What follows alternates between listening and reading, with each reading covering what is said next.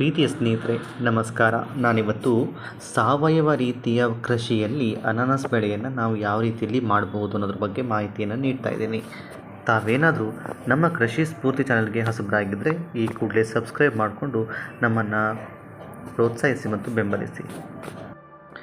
ಸ್ನೇಹಿತರೆ, ಕಷ್ಟವಿಲ್ಲದೆ ಅನಾನಸ್ ಬೆಳೆಗಳನ್ನು ಸಾವಯವ ರೀತಿಯಲ್ಲಿ ಬೆಳೆಸ್ಬೋದು. ಸಾಮಾನ್ಯವಾಗಿ ನೀರನ್ನು ಅತಿಯಾಗಿ ಕೇಳದೇನೆ, ಗೊಬ್ಬರವನ್ನು ನೀಡದೇನೆ ನಮ್ಮ ಭೂಮಿಯಲ್ಲಿ ಅತ್ಯುತ್ತಮ ರೀತಿಯಲ್ಲಿ ಬೆಳೆಸ್ಬೋದಾಗಿರುವಂತಹ ಒಂದು ಸುಂದರವಾದಂಥ ಕೃಷಿ ಇದು.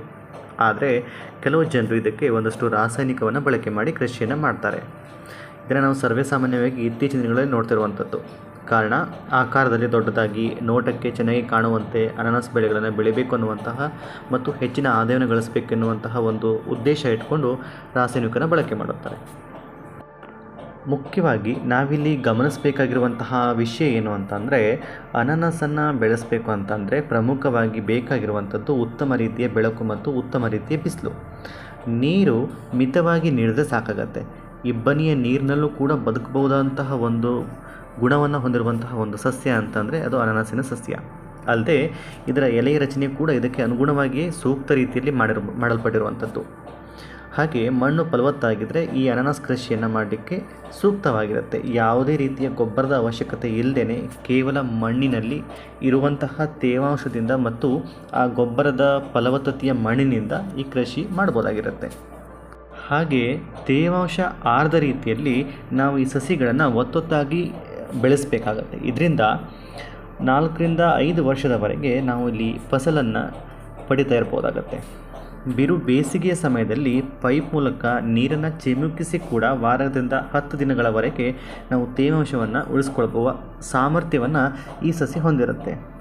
ಸಾವಯವ ಮತ್ತು ನೀರಾವರಿ ರಹಿತವಾಗಿ ಅನಾನಸ್ ಬೆಳೆಯನ್ನು ನಾವು ಕೇವಲ ತೇವಾಂಶದಿಂದ ನಾವು ಬೆಳೆಸ್ಬೋದಾಗಿರುತ್ತೆ.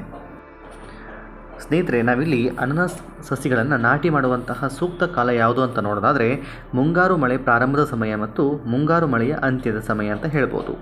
ಅತಿಯಾಗಿ ಮಳೆ ಬರುವಂಥ ಸಮಯದಲ್ಲಿ ಈ ಗಿಡ ನಾಟಿ ಮಾಡಿದ್ರೆ ಶಿಲೀಂಧ್ರ ಸೋಂಕು ಉಂಟಾಗುವಂತಹ ಸಾಧ್ಯತೆ ಇರ್ತವೆ. ಅಲ್ಲದೆ ಕೊಳೆ ರೋಗ ಅಂತ ನಾವೇನು ಹೇಳ್ತೀವಿ, ಇದು ಕೂಡ ಸಸಿಗಳಿಗೆ ಹಾನಿ ಮಾಡುವಂತಹ ಸಂದರ್ಭಗಳು ಬರ್ತವೆ. ಆದ ಕಾರಣ ನಾವು ಮಳೆ ಅತಿಯಾಗಿ ಬರುವಂತಹ ಸಂದರ್ಭದಲ್ಲಿ ನಾಟಿಯನ್ನು ಮಾಡಬಾರ್ದು.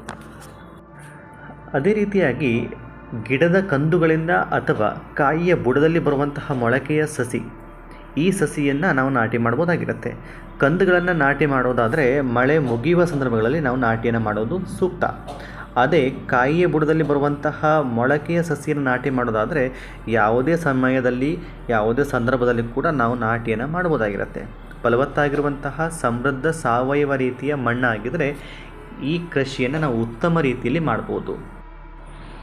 ಸಾವಯವ ರೀತಿಯಲ್ಲಿ ಕೃಷಿ ಮಾಡ ಬಯಸುವಂಥವರು ಸಣ್ಣ ಬ್ಲಾಕ್ಗಳಾಗಿ ಒತ್ತೊತ್ತಾಗಿ ಗಿಡಗಳನ್ನು ನಾಟಿ ಮಾಡ್ಬೋದಾಗಿರುತ್ತೆ.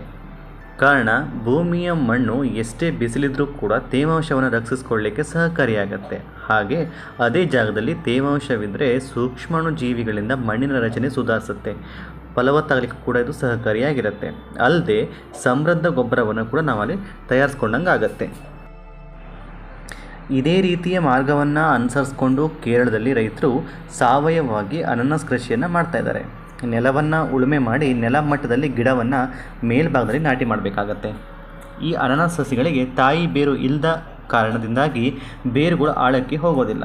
ಹತ್ತಿರದಲ್ಲಿ ಪರಸ್ಪರ 1 ಅಡಿ ಅಂತರದಲ್ಲಿ ನಾವು ಈ ಸಸಿಯನ್ನು ನಾಟಿ ಮಾಡಬೇಕಾಗತ್ತೆ. ಹಾಗೆ ಈ ಸಸಿಯನ್ನು ನಾವು 1 ಅಡಿ ಅಂತರದಲ್ಲಿ ನಾಟಿ ಮಾಡೋದ್ರಿಂದ ಗಿಡಗಳು ಪರಸ್ಪರ ಆಧರಿಸ್ಕೊಂಡು ಬೆಳೀಲಿಕ್ಕೆ ಪ್ರಾರಂಭವನ್ನು ಮಾಡುತ್ತೆ. ಸಾಮಾನ್ಯವಾಗಿ ಕಳೆಗಳು ಈ ಸಸಿಗಳ ಮಧ್ಯದಲ್ಲಿ ಬೆಳೆಯೋದಿಲ್ಲ.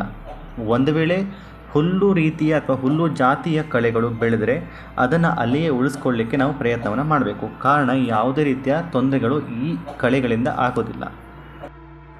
ಸ್ನೇಹಿತರೆ, ಮಳೆಗಾಲ ಪೂರ್ವದಲ್ಲಿ ನಾಟಿ ಮಾಡಿದ ಸಸಿಗಳಾಗಿದ್ದರೆ ಬೇಸಿಗೆಯಲ್ಲಿ ನೀರಾವರಿ ಮಾಡುವಂಥ ಅವಶ್ಯಕತೆ ಇರೋದಿಲ್ಲ. ಚಳಿಗಾಲದಲ್ಲಿ ನಾಟಿ ಮಾಡಿದ ಸಸಿಗಳಾಗಿದ್ದರೆ ಮೊದಲ ವರ್ಷ 1-2 ಬಾರಿ ನಾವು ನೀರಾವರಿಯನ್ನು ಮಾಡಬೇಕಾಗತ್ತೆ. ಸಾಮಾನ್ಯವಾಗಿ ಅನಾನಸ್ ಕೃಷಿಯನ್ನು ಸಾವಯವ ಮಾರ್ಗದಿಂದ ಬೆಳೀತಾರೆ. ಕೆಲ ರೈತರು ಗ್ರಾಹಕರ ಓಲೈಕೆಗಾಗಿ ರಾಸಾಯನಿಕ ಬಳಕೆಯನ್ನು ಮಾಡಿ ಈ ಅನಾನಸ್ ಕೃಷಿಯನ್ನು ಬೆಳೆಸ್ತಾರೆ. ಆದರೆ ಸಾವಯವ ರೀತಿಯಲ್ಲಿ ನಾವು ಈ ಕೃಷಿಯನ್ನು ಮಾಡ್ಬೋದು. ಅದು ಸೂಕ್ತವಾದಂತಹ ಕೃಷಿಯ ಪದ್ಧತಿ. ಹಾಗೆ ಅನಾನಸಲ್ಲಿ ರಾಣಿ ಕ್ವೀನ್ ಮತ್ತು ರಾಜ ಕ್ಯೂ ಎನ್ನುವಂತಹ 2 ವಿಧದ ಅನಾನಸನ್ನು ನಾವು ವಾಣಿಜ್ಯ ಬೆಳೆಗಾಗಿ ಆಯ್ಕೆಯನ್ನು ಮಾಡ್ಕೊಳ್ತೀವಿ. ರಾಣಿ ಕ್ವೀನ್ ವಿಧದ ತಳಿಯ ಸಾಮಾನ್ಯ ಹಣ್ಣಿನ ತೂಕ 1 kg 250 ಗ್ರಾಂವರೆಗೆ ಇರುತ್ತೆ. ಈ ತೂಕ ಬರಲಿಕ್ಕೆ ಯಾವುದೇ ರಾಸಾಯನಿಕವನ್ನು ಬಳಸುವಂಥ ಅವಶ್ಯಕತೆ ಇರೋದಿಲ್ಲ. ಆದರೆ ದೊಡ್ಡ ಗಾತ್ರದ ಫಸಲು ಬೇಕು ಎನ್ನುವಂತಹ ರೈತರು ಸಾಮಾನ್ಯವಾಗಿ ರಾಸಾಯನಿಕವನ್ನು ಬಳಕೆ ಮಾಡಿಯೇ ಅದನ್ನು ಪಡಿತಾರೆ. ಹಾಗೆ ಮಾರ್ಷಿನ್ ಎನ್ನುವಂತಹ ಅನನಾಸಿನ ತಳಿಯನ್ನು ಯಾವುದೇ ರಾಸಾಯನಿಕವನ್ನು ಹಾಕದೆ ಕಷ್ಟವಿಲ್ಲದೆ ಬೆಳೀತಾರೆ. ಕೇರಳದಲ್ಲಿ ಸಾವಯವ ರೀತಿಯಲ್ಲಿ ಅನನಸನ್ನು ಬೆಳೀತಾರೆ. ಇದು ಕೂಡ ವಾಣಿಜ್ಯ ಬೆಳೆಯುವಂಥವರಿಗೆ ಉತ್ತಮ ನಿದರ್ಶನ ಅಂತ ನಾವು ಹೇಳ್ಬೋದು.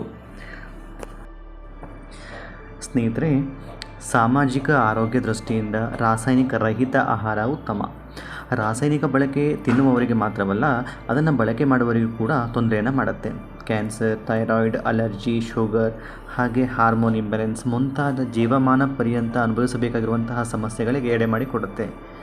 ಅದಲ್ಲದೆ ರಾಸಾಯನಿಕವನ್ನು ಕಡಿಮೆ ಮಾಡುವುದು ಅಗತ್ಯ. ಅದೇ ರೀತಿಯಾಗಿ ಗ್ರಾಹಕರಿಗೆ ರಾಸಾಯನಿಕ ಮತ್ತು ರಾಸಾಯನಿಕ ಮುಕ್ತ ಉತ್ಪನ್ನಗಳ ತಿಳುವಳಿಕೆಯನ್ನು ಮೂಡಿಸುವಂಥದ್ದು ಕೂಡ ಅದೇ ಅಗತ್ಯ. ನಮ್ಮ ಉದ್ದೇಶ ಕೂಡ ಅದೇ ಆಗಿರುತ್ತೆ. ನಮ್ಮ ಇವತ್ತಿನ ಈ ಮಾಹಿತಿ ತಮಗೆ ಇಷ್ಟವಾಗಿದೆ ಅಂತ ನಾನು ಭಾವಿಸ್ತಾ ಇದ್ದೀನಿ. ತಾವೇನಾದರೂ ನಮ್ಮ ಈ ಕೃಷಿ ಸ್ಫೂರ್ತಿ ಚಾನಲ್ಗೆ ಹೊಸಬರಾಗಿದ್ದರೆ ಈ ಕೂಡಲೇ ಸಬ್ಸ್ಕ್ರೈಬ್ ಮಾಡಿಕೊಂಡು ಲೈಕ್ ಮಾಡಿ, ಅಲ್ಲದೆ ತಮ್ಮ ಸ್ನೇಹಿತರೊಂದಿಗೆ ಶೇರ್ ಮಾಡೋದ್ರ ಮೂಲಕ ನಮ್ಮನ್ನು ಬೆಂಬಲಿಸಿ ಮತ್ತು ಪ್ರೋತ್ಸಾಹಿಸಿ. ಧನ್ಯವಾದಗಳು.